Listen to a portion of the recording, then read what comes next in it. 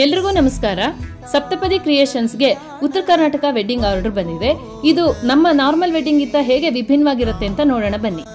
ಹಿಂದಿನ ದಿವಸ ದೇವ್ರ ಸಮಾರಾಧನೆ ನಡೆದಿದೆ. ಅಂದ್ರೆ ನಾವು ದೇವ್ರೂಟ ಅಂತ ಕರಿತೀವಿ ಅದನ್ನ. ಸುರ್ಗಿ ನೀರು, ಒರಳ್ಕಲ್ ಶಾಸ್ತ್ರ, ಹಾಗೆ ಬಳೆಗಾರ ಬಂದು ಮನೆಗೆ ಬಳೆ ತೊಡಿಸೋ ಶಾಸ್ತ್ರ ಎಲ್ಲ ನಡೆದಿದೆ. ಸಾಮಾನ್ಯವಾಗಿ ನಾವು ಬಿಡ್ದಿ ಮನೆ ಅಂತಂದ್ರೆ ಹುಡುಗನ್ ರೂಮ್ ಅಲ್ಲಿ ಎಲ್ಲ ರೆಡಿ ಮಾಡ್ತೀವಿ, ಪಾತ್ರೆಗಳನ್ನ ಜೋಡಿಸೋದು. ಆದ್ರೆ ಇದು ಉತ್ತರ ಕರ್ನಾಟಕ ಶೈಲಿ ಆಗಿರೋದ್ರಿಂದ ಮೇನ್ ಹಾಲ್ ಅಲ್ಲೇ ಜೋಡಿಸಿದೀವಿ. ಹಾಗೆ ಹುಡುಗನ್ನ ವೆಲ್ಕಮ್ ಮಾಡೋದಕ್ಕೆ ವೆಲ್ಕಮ್ ಪಾತ್ ಹಾಕ್ತಾ ಇದೀವಿ. ದೀಪ ಇಟ್ಟು ದೀಪದ ಸುತ್ತನೂ ಡೆಕೋರೇಷನ್ ಮಾಡ್ತಾ ಇದೀವಿ.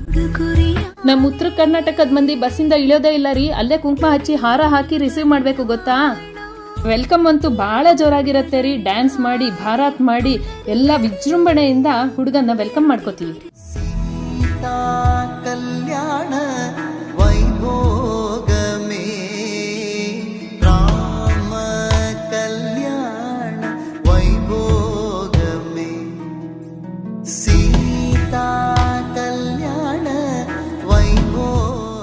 ಹುಡುಗನ್ ಕಡೆಯವರು ಹುಡುಗಿ ಕಡೆಯವರು ಇಬ್ರು ವರಪೂಜೆಗೆ ಬರ್ತಾ ಇದ್ದಾರೆ. ನಾವು ಅಲಂಕಾರ ಟ್ರೇಗಳನ್ನೆಲ್ಲ ಜೋಡಿಸಿ ರೆಡಿ ಮಾಡಿ ಅವ್ರಿಗೋಸ್ಕರ ಕಾಯ್ತಾ ಇದೀವಿ ಕಣ್ರಿ.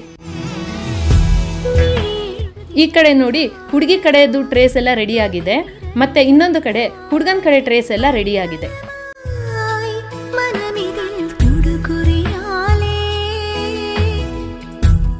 ಉತ್ತರ ಕರ್ನಾಟಕದ ಕಡೆ ಎದುರುಗೊಳ್ಳೋ ಕಾರ್ಯಕ್ರಮ ತುಂಬಾ ಇಂಪಾರ್ಟೆಂಟು. ವರಪೂಜೆ ಆ ಕಡೆ ಆಗ್ತಿದ್ದಂಗೆ ಈ ಕಡೆ ಅಲ್ಲ ಬೆಲ್ಲ ಕಾರ್ಯಕ್ರಮ ಮಾಡ್ಕೋತಾರೆ. ಅದಕ್ಕೆಲ್ಲ ಸಿದ್ಧತೆನೂ ಮಾಡಿದೀವಿ.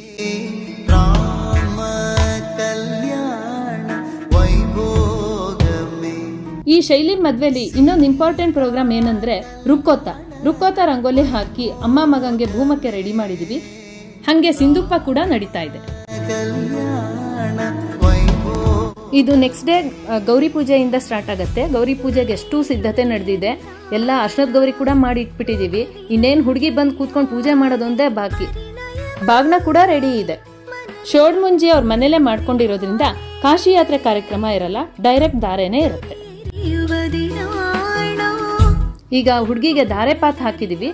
ಧಾರೆ ಪಾತ್ ಮೇಲೆ ಚಾದರ್ ಕೆಳಗಡೆ ಸೋದ್ರ ಮಾವ ನಡೆಸ್ಕೊಂಡ್ ಬರ್ತಾರೆ ಹುಡುಗಿನ.